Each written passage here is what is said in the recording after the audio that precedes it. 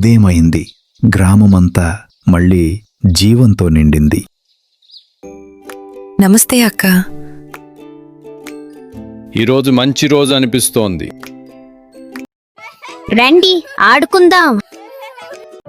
తాతయ్య, మేము సహాయం చేస్తామా? మీరు చాలా మంచివాళ్ళు.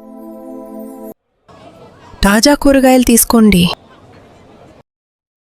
పని చేయటం జీవితం. మనమందరం కలిసి తినేద్దాం.